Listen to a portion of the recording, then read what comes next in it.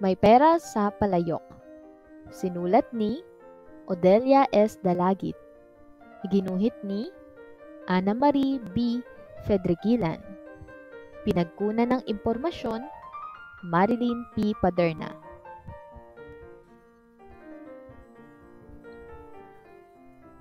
Noong unang panahon, ang mag-asawang Primitibo at Herenia Bailosis Pastedio ay nagpalipat-lipat ng tirahan dahil sa gulong hatid ng ikalawang digmaang pandaigdig.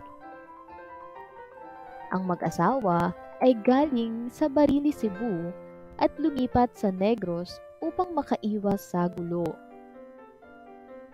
Una nilang pinuntahan ang Silay City at doon nila unang natuklasan at nalaman kung paano gumawa ng palayok. Di nagtagal, lumipat sila sa Malayba, Canlaon at doon sila nakakuha ng mga materyales para gawing palayok. Sa kalaunan, lumipat naman sila sa Sitio Panuolan, Barangay Guadalupe, San Carlos City, Negros Occidental.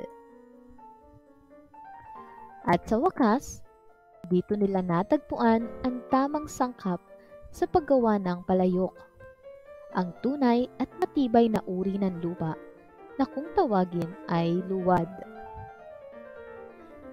Kaya, nakapagdesisyon ang mag-asawa na dito na sila manirahan ng tuluyan.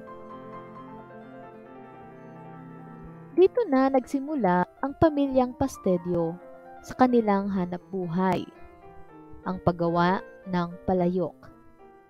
Ang produktong ito, na gawa sa luwad, ay napakatibay at malapit lang sa kanilang tinitirahan ang pinagkukunan nito.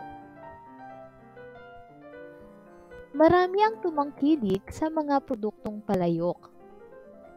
Ito ay may iba't ibang disenyo at kulay na talagang umagaw pansin sa mga mamimili.